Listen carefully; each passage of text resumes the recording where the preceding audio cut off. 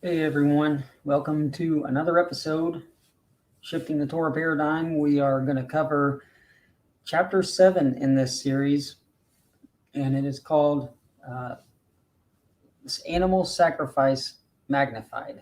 And that is because we're dealing with the Messiah here, and he magnified the law. There's a scripture I'm going to read here in a moment. But first, one thing I wanted to do is to show you a few memes that have been going around social media. And I just find them both ironic because I'm going to be talking about that topic today. So I wanted to show you what I found. And the first one is Christians be like, you really think God is going to judge me for eating pork? While believing God kicked Adam and Eve out of the garden for a fruit he told them not to eat.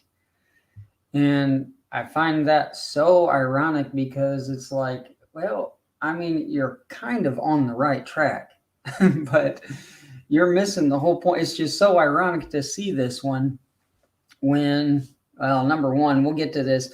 Number one, it goes deeper than that. It's not just pork he wants you to quit eating. Is God going to, if you are concerned about God judging us for eating a certain food item, whether it's pork, you know what I mean? I mean, if this is your mentality in judging people, then you're in for a real surprise, because we're going to be judged according to the way we judge other people. So, I thought I'd throw this out there because it just goes right along with that. Let's point the finger at the Christians. Now that we're in Torah, we're in a higher understanding of the Bible. And here's the second one. Moses' writings says pork is unclean. The Messiah said, if you believe not Moses' writings, how can you believe my words? That makes pork still unclean and still a sin to eat. Well, yeah, but I think you're missing the point.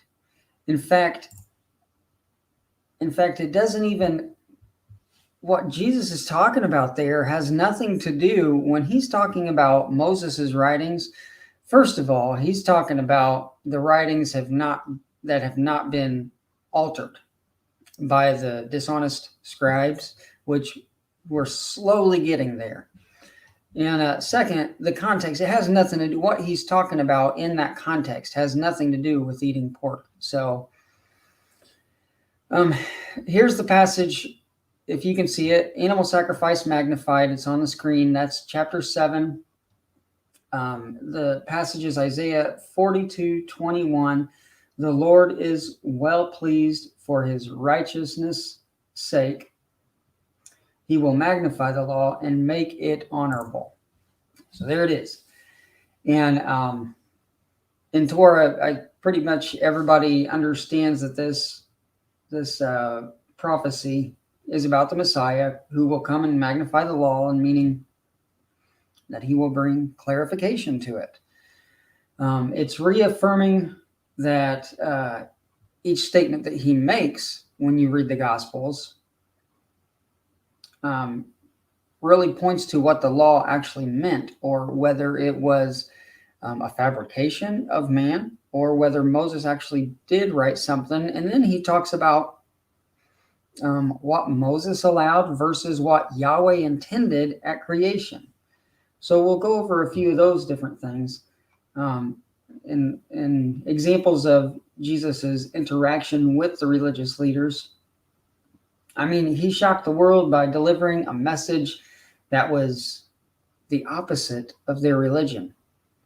They considered him New Age, which is funny because a lot of my friends now who are on the same path as myself, we're getting labeled New Age. We've fallen into New Age-ism with our beliefs. And it was kind of the same way during Yeshua's ministry because of what he believed. And sometimes he responded to the Pharisees in a way, it just left him speechless. He challenged their theology.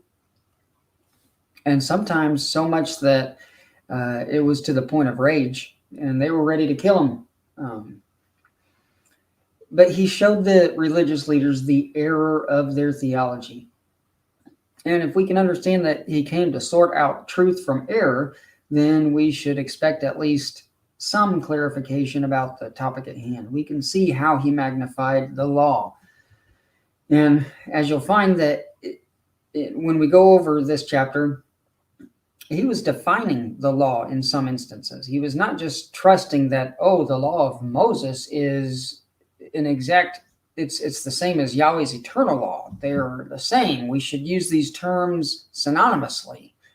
He sorts that out too, So he didn't believe that just because something was written in the scrolls that were handed to him as a child, that it was absolute truth and that was his authority and that's what you should go by and not question it. He questioned the scriptures because of what Jeremiah said, because of it was a reality that scribes had turned the law of God into a lie. So he took that seriously. Today, not so much. People in Torah are like, oh, you reject the Bible.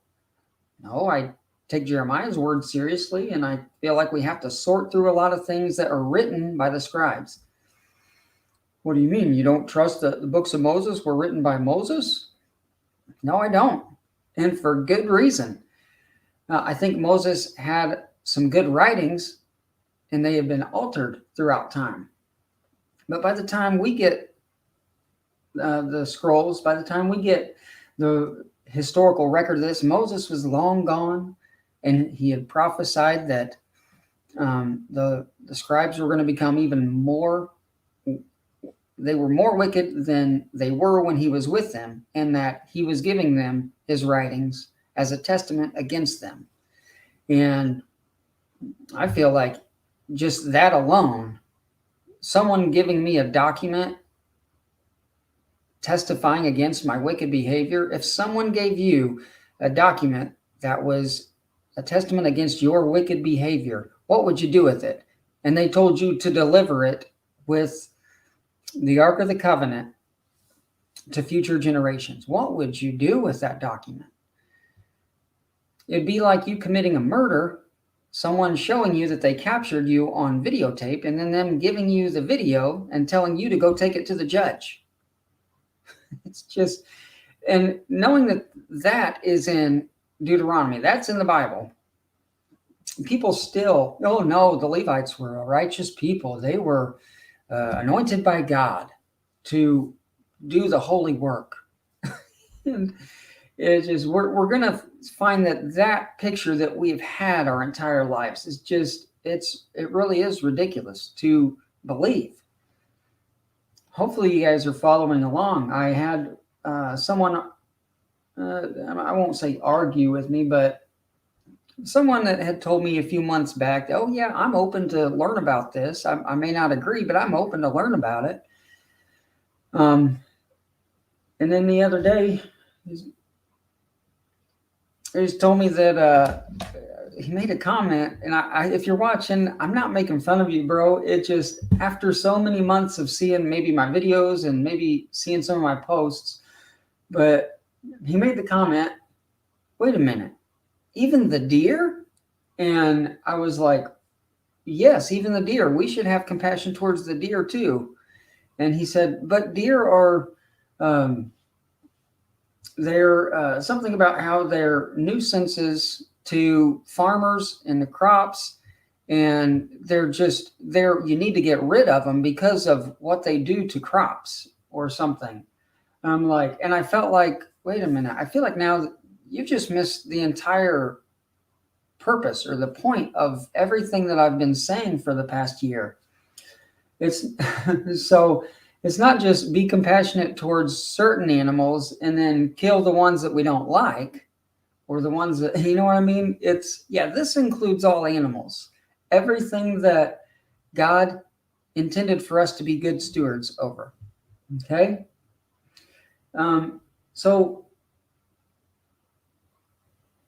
if we can understand, and I'm getting back to this, we're looking at Yeshua's ministry. If we can understand that Yeshua came to sort out truth from error, then we should expect some clarification in the Gospels, okay, about animal sacrifice, about the topic at hand.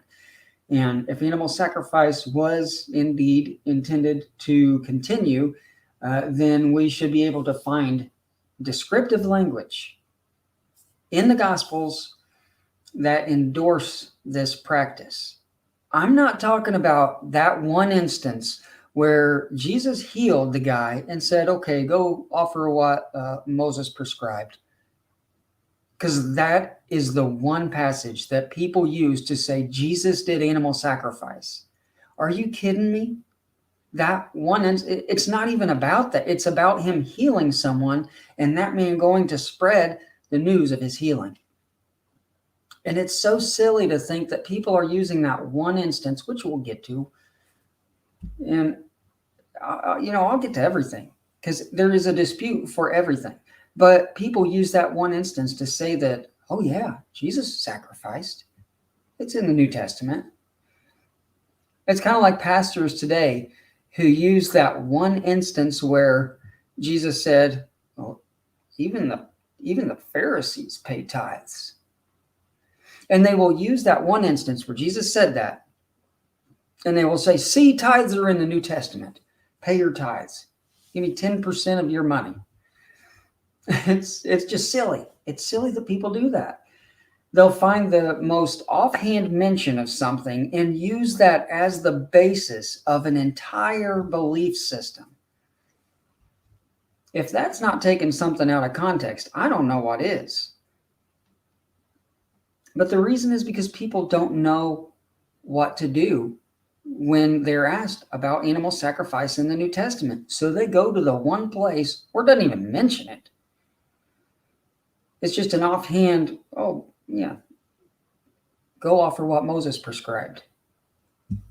And they will use that to say that Jesus is doing that. He's doing it now in heaven to pay for your sin, all kind of crazy stuff. But my argument, if animal sacrifice was meant to continue, if it's something God loved, he enjoyed seeing it happen over the course of time, if it was something he wanted and it was meant to continue as an act of worship to him, then Jesus wouldn't have only clarified it. He would have clarified it, okay, but he would have amplified that communication. Like it would be unambiguously clear. We would see it in the God. It would be written for us. There would just be no confusion. I'll just put it that way. And it's just taught in Torah circles that that he held up every letter of the law. Jesus did. He did things like that. And that's not it at all. He was not doing the things in the law. He was bringing clarification to those things, and he was separating God's law from the laws of man. Okay, I need to get on with it. I feel like I'm just slowly getting there. A lot of his statements were in opposition to the law. But one thing he did reiterate was Hosea's words, the prophet. He said on two different occasions, the one occasion he said, go and learn what this means, speaking to the religious leaders. I desire mercy, not sacrifice. I came not to call the righteous, but sinners. And then in the other instance, he said, if you would have known what this means, I desire mercy, not sacrifice, you would have not have condemned the guiltless. Okay? That's Matthew 9:13 and 12, verse 7. Okay? And it is kind of amusing that he would recite that prophetic statement while challenging the intellect of the hearers. He said, go and learn what this means. And if you had known what this means.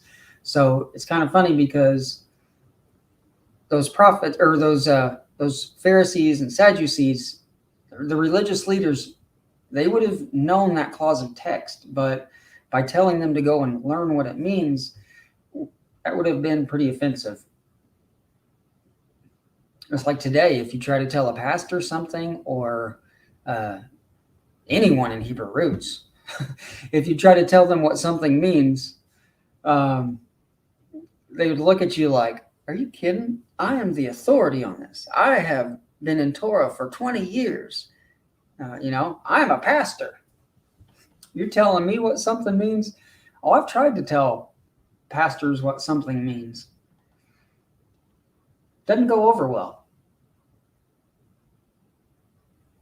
It's just funny how people can admit that Yeshua came to bring correction, but the minute you suggest that he was correcting the behavior of animal sacrifice and flesh eating, suddenly it becomes a matter of abolishing the law.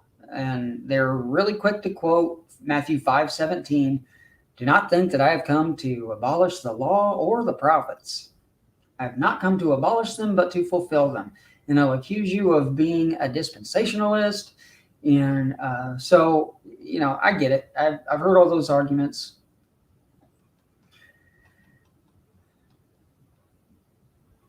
And then another one is that the Passover. When you discuss Torah observance during the New Testament timeline, people often argue that Jesus had to keep Passover, otherwise he would be breaking the law. Okay, it really, what it does, it fails to capture the true nature of the circumstances. Just because he may have observed Passover does not mean that he sacrificed a lamb or ate flesh to do it, okay? And I think that's in my notes because we're going to be going over that in the third section. But anyway, it's there.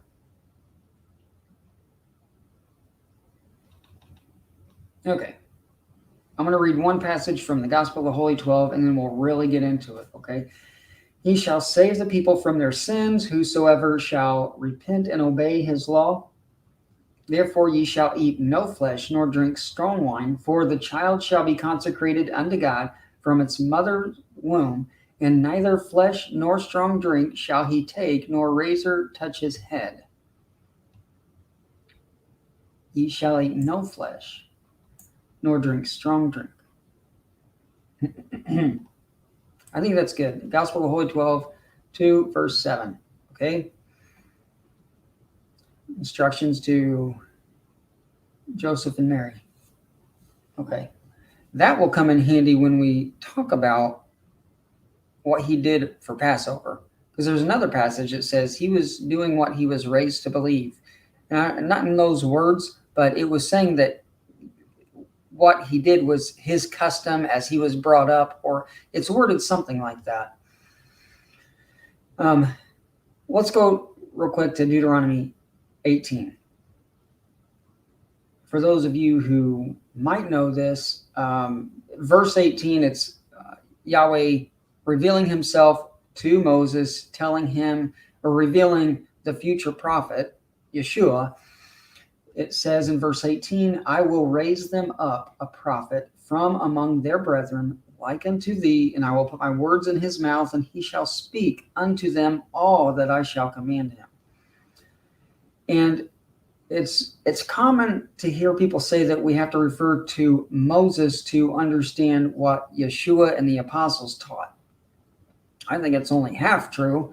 And the reason people say that is because they believe that Jesus was speaking exactly what Moses wrote, or exactly what they read in the first 5 books, which is not true. He didn't speak what we read in the first 5 books of the Bible and how we understand it. Jesus didn't speak that, okay? People today interpret that as meaning all those laws in Leviticus were God telling us to do these things because he loves it. Jesus came saying, quit doing these things. God hates it. They're your man-made laws. You have used that as a ticket, a license to kill and eat animals and to profit off of it in the temple. Quit doing that. There's a big difference. Okay?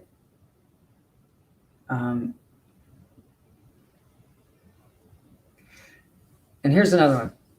I've heard a lot of people in Torah say you have to read the New Testament by filtering it through the books of Moses. It's got to be your filter.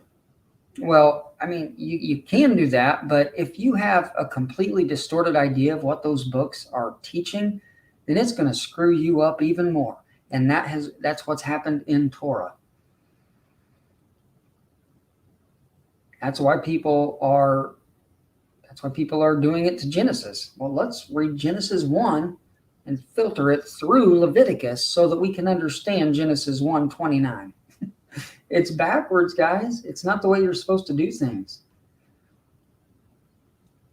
So when Yeshua reminded the Pharisees that Moses allowed for divorce, that's one that I bring up a lot because that alone proves that not all Mosaic laws are eternal. There were some things in there that Moses had to decide how to do things, okay? And he allowed for divorce. Jesus said it. He said Moses allowed for divorce, but God, from the beginning, our Creator said it shouldn't be so. One man and one woman should be together, okay?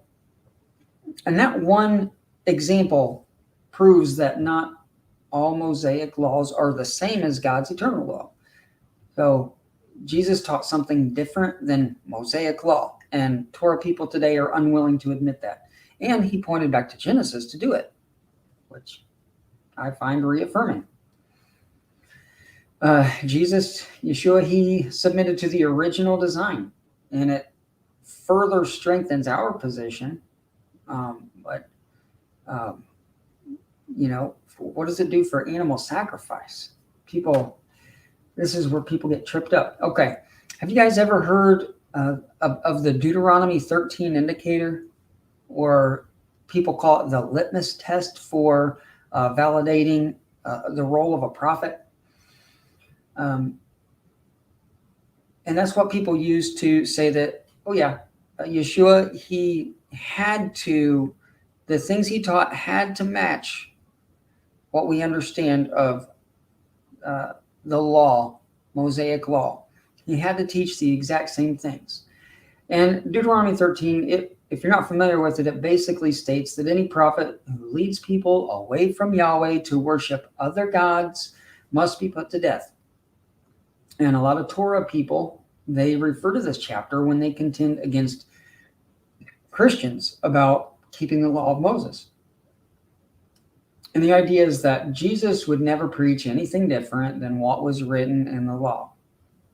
And if he did, he would have been a false prophet and should have been put to death. Okay, therefore, he must have remained in perfect compliance with each command given to Moses.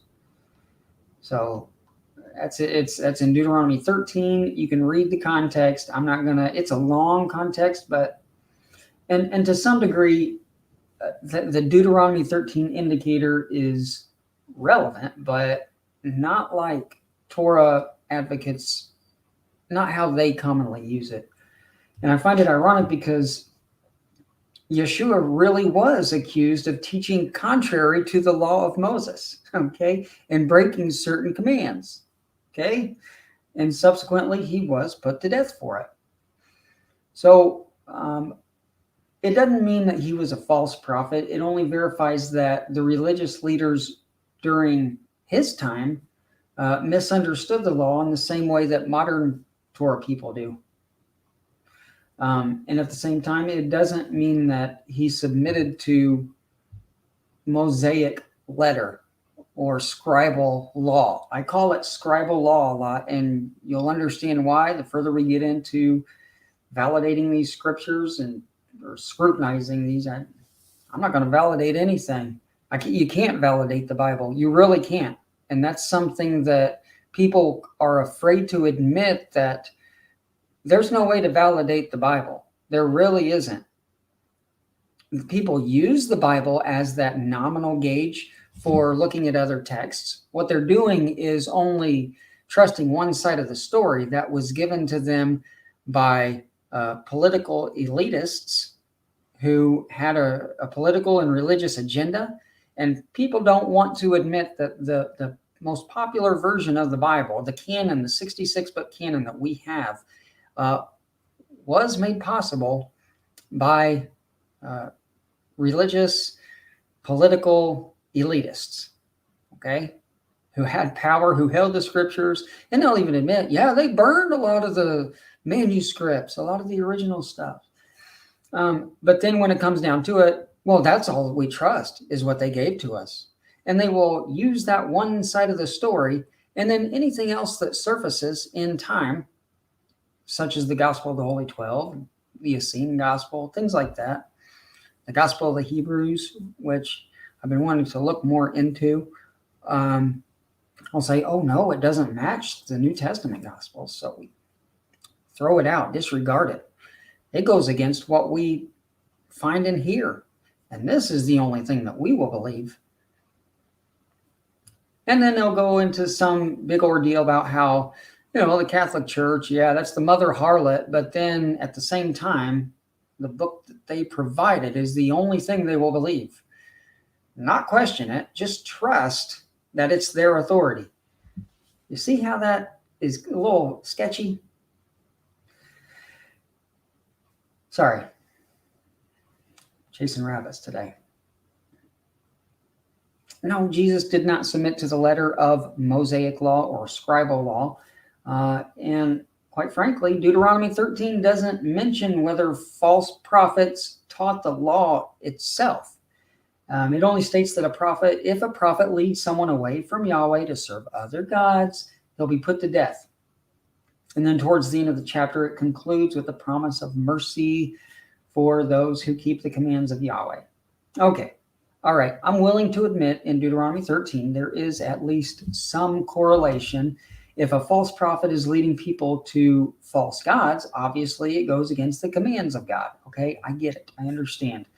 And we know that Yeshua was a legitimate prophet in this regard because he led others to Yahweh. He did.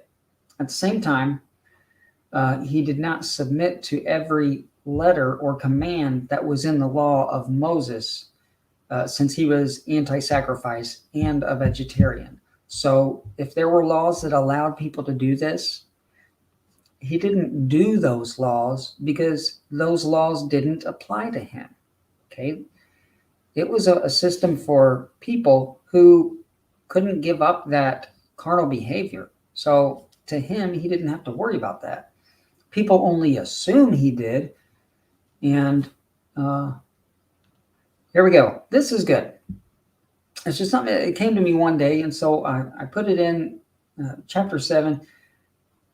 Consider the game laws in your state. I don't know what state you live in, or province, or country. I don't know how it works in other countries.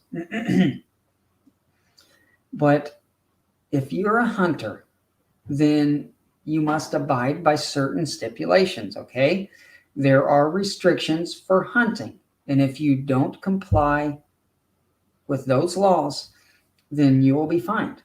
And at the same time, if you're not a hunter, then you don't have to worry about any of those laws, okay? Because they don't pertain to you unless you decide to become a hunter. All right? Nothing in the law, in the laws of modern society, states that a person must become a hunter. You don't have to become a hunter, which means you don't have to do those laws or abide by them since they don't apply to you. All right? It's just like that with animal sacrifice. The sacrificial laws would not apply to vegetarians because nothing in the law requires a person to be a carnivore. You get that? Nothing in the law requires a person to be a carnivore. And this is where Torah people will be like, we're commanded to eat meat. We're commanded to kill a lamb on Passover. No, you're not. You're misunderstanding that command. That command is given to you because of your lust. We went over this in the last series. It was given to you because you won't stop killing and eating those animals. So it's telling you to do it in the prescribed area, which people are not doing today. They're misusing the law just like the religious leaders during the first century. Okay? And since Yeshua submitted to the original Torah given at creation, he would not have observed sacrificial law. It didn't mean he was breaking the commands of Yahweh. He was simply not bound to those laws because they didn't apply to him. And the problem is that people look at the sacrificial system as if it pertains to everyone. That would be like saying everyone in America, the hunting laws apply to them. The law requires them to be a hunter and to go out and kill an animal. That is what Torah people are doing. It's the same logic as if they were to say everyone in the country has to be a hunter by law and to go out and kill animals. All right. And if you can understand that the commands were given to people who wouldn't give up their lust for flesh, then everything just falls into place and makes sense. And you don't have to get caught up in this whole debating game. And then it's the Christians trying to argue, the law still applies. Torah people telling them they're breaking the law and all that. How the whole scene works. You come into Torah and then all of a sudden you and Christians are against one another. And you know what I mean? It's just, my gosh, you guys are both missing the point. You're both wrong. But when you approach the law under the persuasion that it requires everyone to eat flesh, that kind of confusion is inevitable. You can't. That's why Torah people remain in this state of confusion. And that's why it's so counterintuitive to think the sacrificial system was instituted for God's pleasure. It's not. It only makes sense when you realize that it was about eliminating animal slaughter. And once again, it goes back to understanding the difference between Yahweh's eternal law and the immediate laws. And when you don't understand that, you can't exegete some of the most basic passages in the Bible. And I'll bring it up. The most popular verse in Torah. Think not that I have come to destroy the law or the prophets. I have not come to destroy, but to fulfill. For verily I say to you, till heaven and earth pass,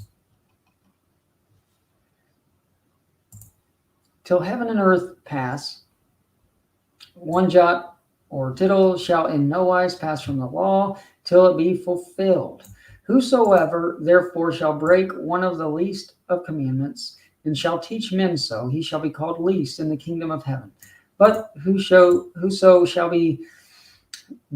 do and teach them, the same shall be called great in the kingdom of heaven. For I say unto you that, except your righteousness shall exceed the righteousness of the scribes and Pharisees, ye shall in no case enter the kingdom of God, the kingdom of heaven. Okay? So, isn't that something? And it's so ironic because, when you look today at Torah people, it's like they're no different than the scribes and Pharisees. They're the same. I don't know. I don't want to be accused of accusing others of being a Pharisee, but my gosh, it's just a parallel. What we're seeing today in the Torah community is a parallel of the scribes and Pharisees. Like I said here, it's no wonder there's so much confusion among the Torah community. We emphasize this passage as though it were the Messiah's method of endorsing everything written in the law of Moses, but it's not. And that's why I bold-faced the part about the scribes and Pharisees. They were the ones responsible for handling the books of Moses. And so when you consider how our Bibles were arranged and handled throughout time, that statement makes a lot more sense.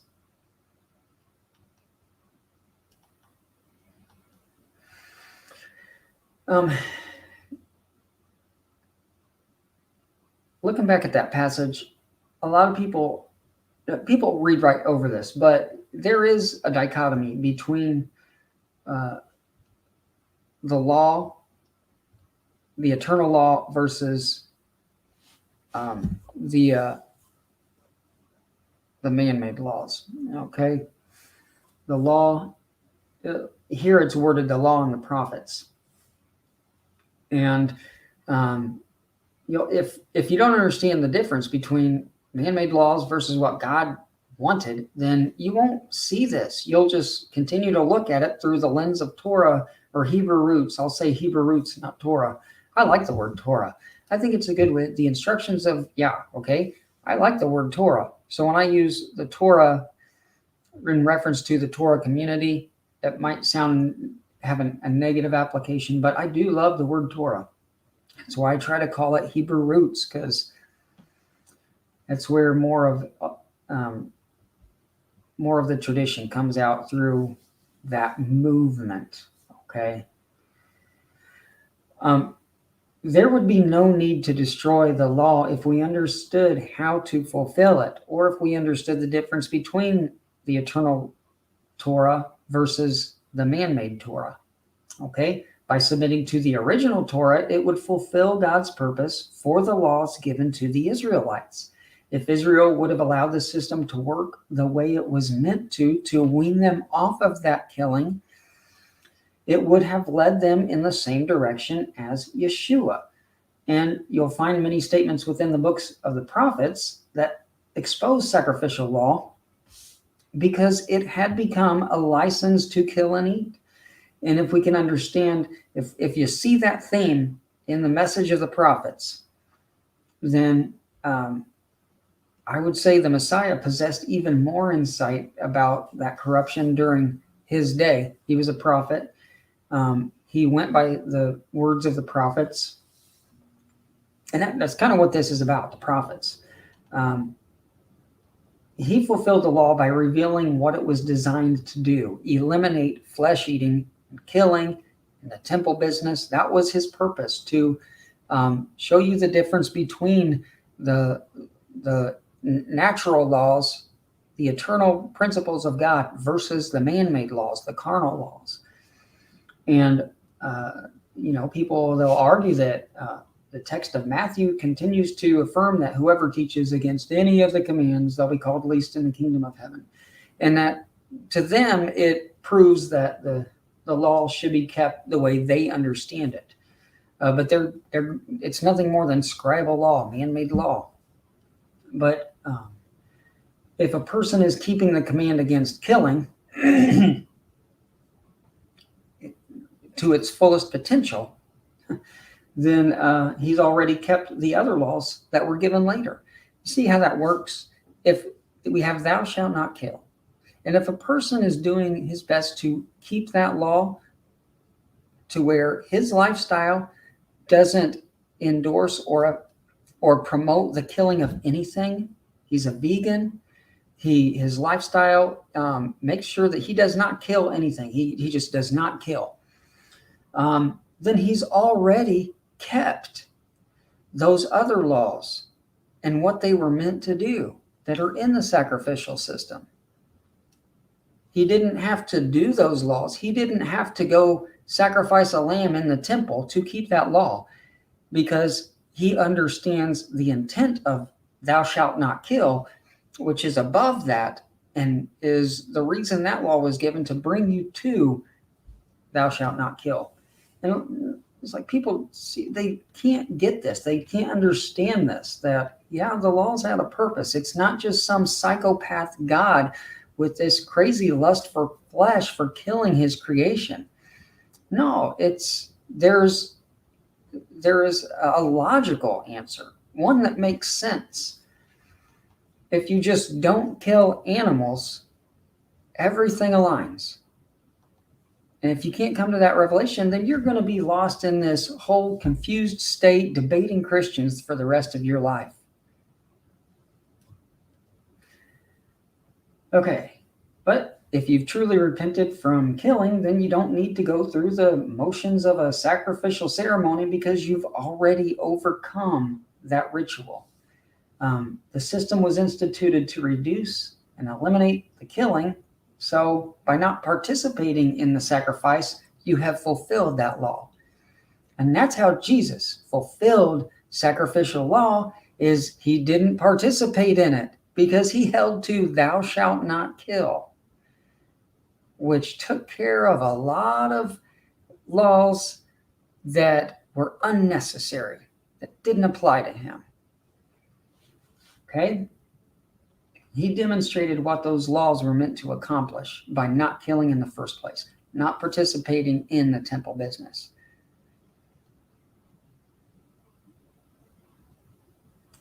We have to understand the statement in the context of the story. Think not that I have come to destroy the law or the prophets. And Jesus made this statement knowing that his behavior, it just didn't require the motions of a sacrificial rite.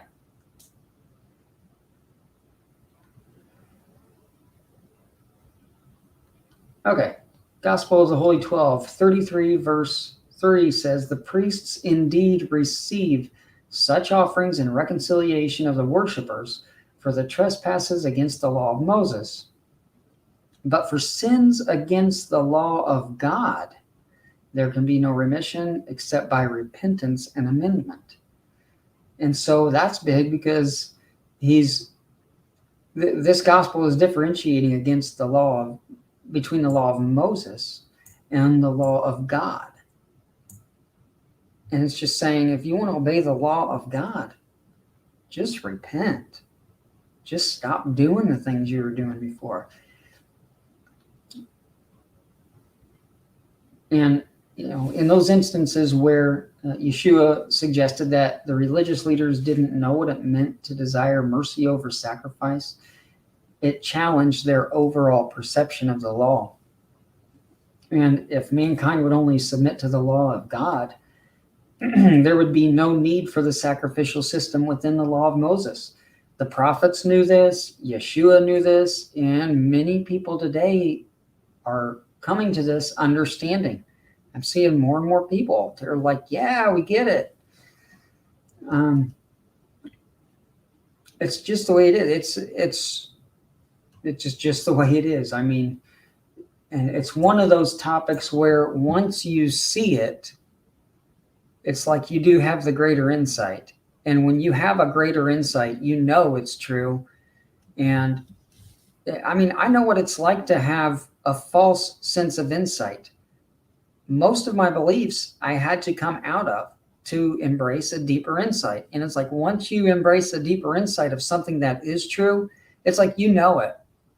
You know it. So, and you see a lot of people out there in Torah who can't answer these questions because they're all based on, like, their only way to answer these questions or these contradictions in the law are always to go back to their distorted understanding of these laws, thinking that, every time you try to show them something, they'll go back to the way a certain law was commanded in the Old Testament, and they'll be like, oh, see right here, we're supposed to kill a lamb for Passover. And it's like they just remain in that mentality. And it's like they can't snap out of it because they're so convinced that the way they had understood it before is the truth. It's like they can't snap out, and that's it. They need to snap out of it.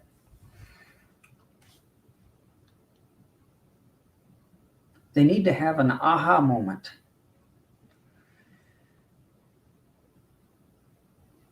Okay, so when a person argues whoever breaks the least commandments, they'll be called least in the kingdom of heaven. We have to understand that statement in the context of goodness always superseding any instruction within the law of Moses. Okay, what God designed is above and a higher morality level than what was written in the book of Moses, in the law of Moses. So intent always comes before the letter, and mercy will always be better than sacrifice. Okay? Sure, there's going to be some that are called least in the kingdom of heaven, but notice the worst case scenario that was in that passage. Unless your righteousness surpasses that of the Pharisees and teachers of the law, who were doing animal sacrifice, profiting off of it. It was a business to them. You shall not enter the kingdom of heaven. It's appropriate, considering that the Pharisees were the ones trying to defend their scribal license to kill animals. It's no different than Torah people today. And I believe that's why the law and the prophets are mentioned together in different occasions throughout the text. It's because there's either a connection or a disconnect between the two, depending on the circumstances. And interestingly, when someone asked Yeshua what the greatest commandment was, he told this person in Matthew 22, verse 37 through 40, Jesus said to him, "Thou shalt love the Lord thy God with all thy heart, all thy soul, and thy mind. This is the first and greatest commandment. And the second is like unto it, thou shalt love thy neighbor as thyself. On these two commandments hang all the law and the prophets." All the law and the prophets. And I find that interesting because of what connects the law and the prophets. When it's a matter of Yahweh's eternal principles, the law and the prophets agree. Therefore, whatsoever you would have men do to you, do to them. For this is the law and the prophets. You'll see that connection between the law and the prophets is always a connection between moral law, God's eternal law, his original instructions, and the prophets. But when it's a matter of the ongoing clash between the religious leaders and the prophets, you can see the conflict. And Jesus spoke of this opposition during his ministry in Matthew 23. When he's calling them out, he says, "You outwardly appear righteous to men, but within you're full of hypocrisy. Woe unto you, scribes and Pharisees, you hypocrites! You build the tombs of the prophets and garnish the sepulchres of the righteous, and say, if we had been in the days of our fathers, we would not have been partakers with them in the blood of the prophets. Wherefore you be witnesses unto yourself that you are the children of them which killed the prophets. O Jerusalem, thou killest the prophets and stonest them which are sent unto thee." Yeah, they killed all the prophets because they were calling them out for doing the same thing. And this is the story of Jesus is just a reiteration of what had happened in the past when they had killed the other prophets. And the Bible records a few cases of the actual prophets being killed. The book of Hebrews reveals that the prophets were mocked, tortured, imprisoned until they were stoned, sawed in two, or slain by the sword. And that's in chapter 11 of Hebrews. But aside from any disagreement as to why certain prophets were killed, I think we can all agree that in general it was because the messages they delivered were not received by the hearers due to the fact that they challenged the traditions of the people. That's like, generally speaking, that's what happened in each case. Okay, of course, each situation would have been a little different. And I'm willing to bet that animal sacrifice was a part of all of their messages, or at least some part of it. So it's in Isaiah, it's big. And it's not to say that Isaiah was killed for teaching against animal sacrifice only. That's not like, but it's at least worth considering. Actually, I think I have, it's the Ascension of Isaiah. It says he was murdered for other reasons. And then I have another, that's neat. I have another note here that says in the Ascension of Isaiah, verse 2:11, he's saying, it says that these prophets eat nothing except wild herbs that they gather on the mountains. That's interesting. Sometimes I forget about some of the notes or the little gems that I have found and put in the footnotes. But Isaiah, yeah, he's known for a few eye-opening statements that I'll pull up on the screen again. I think we've looked at these in previous chapters. I know we have. Excuse me, guys. To what purpose is the multitude of your sacrifices unto me, saith the Lord? I am full of burnt offerings of rams. This is a pretty popular passage in the vegan community. Most people understand that. Yeah, this Isaiah got it. He understood that the whole sacrificial system was meaningless and that God didn't want it. And Isaiah is also the guy that does equate killing animals to killing people. Okay, so those are some good verses to consider. And like I said, there's some of the more commonly observed texts that reveal the Father's attitude towards killing animals. And it's the words of Yahweh through Isaiah that reaffirm this. The nature of animal sacrifice is contrary to the nature of the Creator. But the point is that condemning animal sacrifice is a lot more common, or it was during the days of the prophets, than we realize. And I think a lot of that information has been suppressed or hidden over time. That's why in the Gospels, the Gospel of the Holy 12, yeah, that's big on condemning animal sacrifice. And that's why when I was talking earlier about where do we see that Jesus endorsed animal sacrifice in the Gospels? Torah people can't find anything. They go to that one place where he healed that man. But you can find more places where he condemned it, and which I don't find anything that says he endorsed it. Okay? Even that one instance where he healed the man, I don't believe that is an endorsement of animal sacrifice. And for people to think that it's silly, especially once you understand all the prophets were speaking against animal. It was a recurrent theme throughout history. Okay.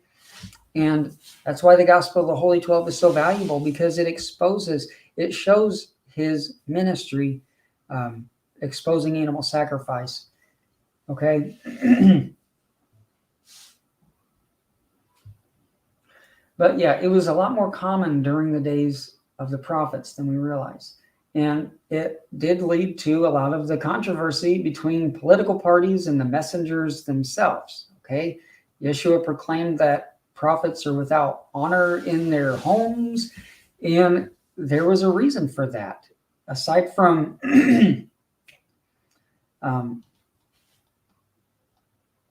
not so much in the context of his statement, but the prophets in general. They challenged the temple activities and even condemned priests for the religion they had invented. And here is, this author, I really like what he has to say. His name is Joseph. I'll get you his name in a minute. But despite some dissenting doubt, there is considerable evidence pointing to long-term systemic corruption within the temple priesthood and administration. The presumption of priestly guilt is a common assumption, and despite some dissenting scholars who argue that commerce in the temple was a practical necessity, many hold that the temple was perceived as a flawed institution. There is a great deal of evidence supporting this conclusion. The prophets repeatedly accused the priests of bribery, theft, murder, and idolatry. This guy really goes into depth in his book about the temple system. Jesus in the Temple, The Crucifixion in its Jewish Context by Simon J. Joseph. And that was on page 70. I'm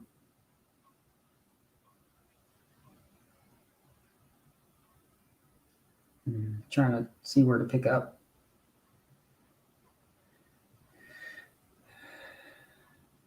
A striking resemblance between the roles of Moses and Yeshua. They were both chosen. Okay, I'm steering our conversation in a different direction, and then I'll wrap up. They were both chosen to be saviors or deliverers for their generations.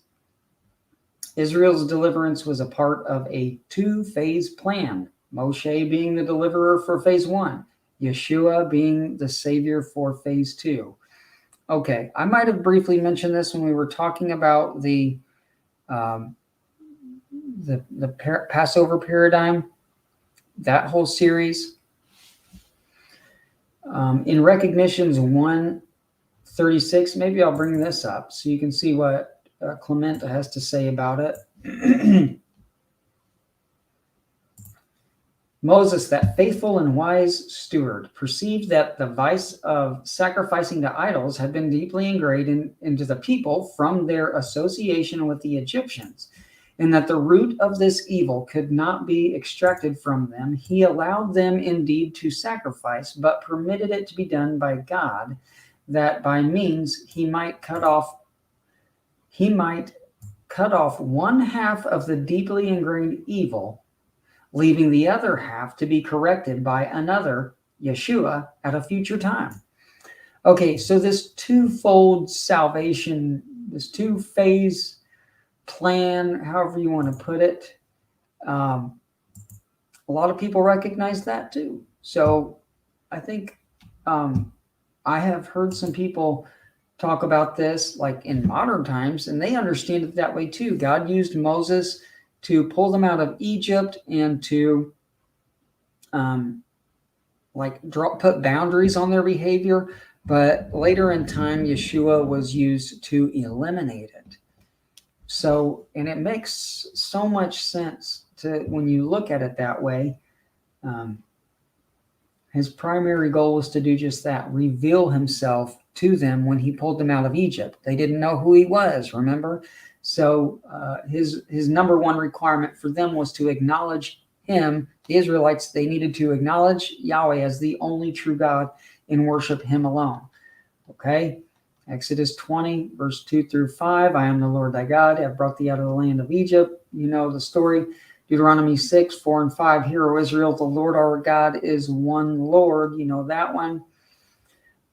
In the context of the full story, we have a congregation of Israelites being delivered from generations of pagan influence and false gods.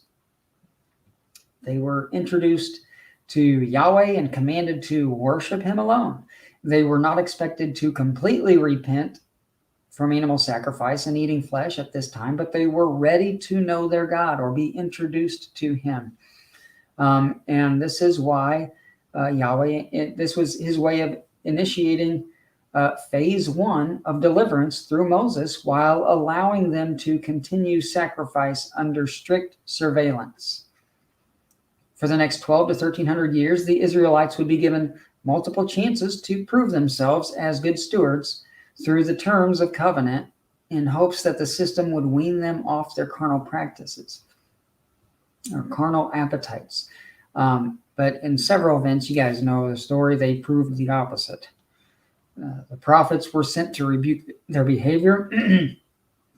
The prophets advanced and emerged from the ranks of Judaism, and these prophets came from within the people. So they became aware of the corruption within the Levitical system, and they blew the whistle.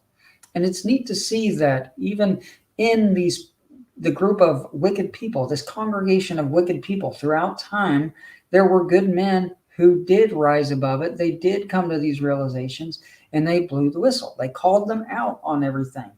So it did work for the people who wanted it to. And that's why I believe today there are modern ark builders, I like to use that term, who are blowing the whistle. I don't like to use the word prophets because people get this weird idea that, oh, you're claiming to be a prophet. Well, not really. I'm just claiming to have a little more insight than you. And that's what I want to share, that insight. It's rejected insight, just like the prophets here. But it's the same insight nonetheless. These prophets were exposing animal sacrifice. All I'm doing is just sharing some of that same information. If you want to think that I'm calling myself a prophet, I don't care. I've been accused of that before. Oh, you're a self-appointed prophet. You think you know more than everybody. No, I just think I have some insight on something you don't. That's not a big deal. You do too. Everybody does. Everybody thinks they have insight on something that nobody else does. That's why there are ministries now teaching that Jesus is sacrificing animals in heaven, is because those people really think that they have some special insight about this that no one else has. So they're spitting it out, okay? I'm not going to call them a false prophet. So, whatever. Okay, this is kind of a comparison that I want to talk about. People are like, why didn't God just eliminate the flesh to begin with? And when pulling these people out of Egypt, why didn't he just draw all the lines in the sand at one point? I think he did at first, and then Moses saw that they were unwilling to abide by it. That's why Moses had a lot to do with initiating this sacrificial system, and that allowed the people to do it. So it was a matter of tolerating the religious traditions of the people, kind of like the churches today. And here's a comparison. The time difference that it would take to steer a small rowboat as opposed to a large oil tanker or a container vessel. And if you've ever steered a rowboat, I have. I've been in a rowboat out on the lake. It only takes a few seconds to spin a complete 180 turn. Just takes a few seconds. But if you're in a large container ship, it can require, have you ever seen those? They have all the pods on them. They have thousands, tens of thousands of containers in those large vessels. And if they're going full speed, or it doesn't even, an average speed of 22 knots, which is about 25 miles an hour, is about the average speed of these cargo vessels. It could take anywhere between 5 to 10 miles of ocean space for them to make a complete 180 turn. So a generous calculation of 5 miles would take 12 minutes to turn completely around. So, and if the vessel if it's loaded to its maximum volume, then a 10-mile radius would be more likely to be required, and it would take twice as long, so 24 minutes to complete a 180 turn. Here's the point. If you understand that larger volumes are more difficult to control, it makes sense why an entire congregation of stubborn Israelites would be virtually impossible to steer in a 180-degree direction instantaneously. So if you can imagine how Yahweh dealt with the Israelites by establishing his terms of covenant, you shouldn't picture a relationship between two individuals where one working on one, it was truly an entire congregation of people. In 600,000 heads is how it is the count when you read in Exodus. So in the broad scope, Moses first introduced the Israelites to Yahweh and enforced stipulations for their sacrifice. He couldn't get them all to repent all at once. He needed that system to help them turn around, come out. And it worked for some people. Some became prophets and spoke against what they were doing. By the time Jesus came on the scene, the Pharisees had gotten to the point where they were using these laws as a license to defend their practices. So they were saying, no, the laws were written for us to do these things. No, they weren't. They were stipulations given for you to stop doing those things. And now you are using the law to defend your behavior. And it's what Hebrew roots are doing today. They look at those laws the same way, thinking those are commands for us to do these things. Okay. And I think I'm just going to go ahead and wrap it up. I do have more in this chapter, but the prophet Moses, he introduced phase 1 of Yah's plan. It was part of a deliverance system until prophet Yeshua would introduce phase 2 in efforts to complete the assignment. Okay. Yeshua is the end goal of the law. Romans 10:4, for Christ is the end of the law for righteousness to everyone that believeth. And if you're in Hebrew roots, I know you have your own spin on that phrase, okay? Some of you might even not take that phrase seriously because it's Paul right now. So whatever, I don't care. Christ accomplished the intent of the law by revealing the purpose that it was given. So whoever believes in the Messiah by following in his footsteps, they will be made right with the Father. And when you understand these things in the context of the story, that's why I call the book Animal Sacrifice in the Context of Creation. Okay? In the context of creation. Animal sacrifice should be understood in the context of creation. You don't stick animal sacrifice in the creation to try to understand creation. You try to understand the purpose that it was given and the reason that Messiah made such a name for himself when he was here. He was exposing the system. And the next conversation, or the next discussion rather, that we're going to have is the temple incident. That's next week's, or later this week. I'll probably release this one on Wednesday. But this is the defining moment of his ministry, guys. And we're going to talk about it later. Okay, so that's it for now. I hope you enjoyed this. If you have any questions, let me know, which I tell most people. Most of your questions will be answered in another segment or later on, because it is a very thorough book. It really is. It's about a year's worth of research. So check it out, Shifting the Torah Paradigm. You can get it on Amazon. I have some copies if you want to purchase directly from me. Or just keep watching these videos for free, because I'm pretty much going over everything. There might be a few things I don't mention, but we will be covering it all in the videos. So thanks again for your support, and please share this. Give me a like.